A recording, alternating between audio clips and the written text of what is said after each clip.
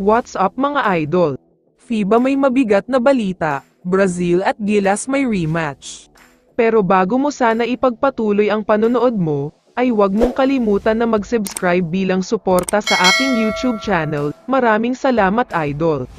Bago ang balita tungkol sa Gilas Pilipinas, konting update lang tayo sandali tungkol sa PBA. Dahil bago magsimula ang bagong season ay official nang makukuha ni The Kraken Junmar Fajardo ang 8th MVP award niya.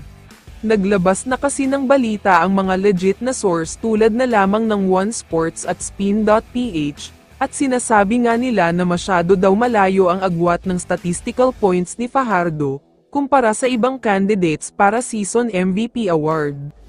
Samantala, pag-usapan na natin ngayon ang Gilas Pilipinas, dahil alam naman nating lahat na hanggang ngayon ay kumakalat pa rin talaga sa social media ang mga balita tungkol sa pagkakaroon ng pangdaraya ng Brazil sa OQT.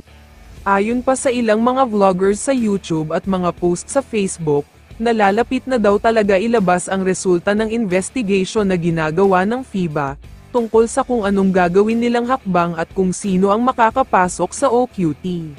Para sa mga hindi nakakaalam, sa ngayon ay Brazil ang nakakuha ng huling slot para sa 2024 Paris Olympics. Matapos nilang talunin ang home team na Latvia, tinambakan pa nga nila ang mga ito ng 25 points.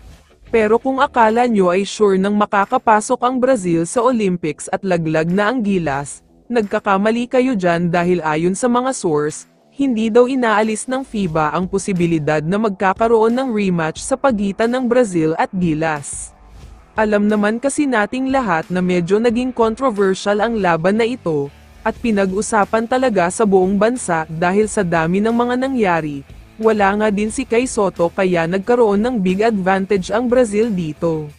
Kaya naman kung magiging official na ang desisyon ng FIBA at magkakaroon ng rematch, sa tingin ko ay mananalo na ang Gilas Pilipinas dito, dahil mukhang maayos na ang kondisyon ni Kai Sotto, at mukhang ready to play na nga talaga siya.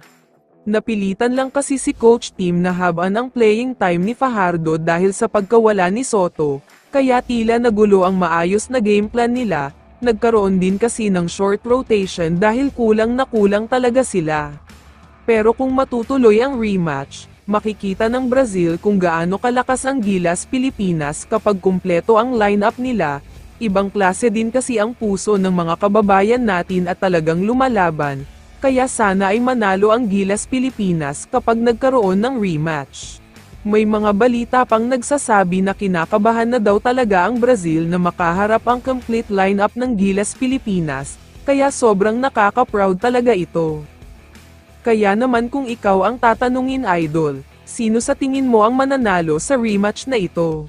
I-comment mo naman ang sagot mo sa tanong na ito. So dito na nagtatapos ang video na ito. Maraming salamat sa pagsuporta at panonood mga idol. Ingat at bye-bye.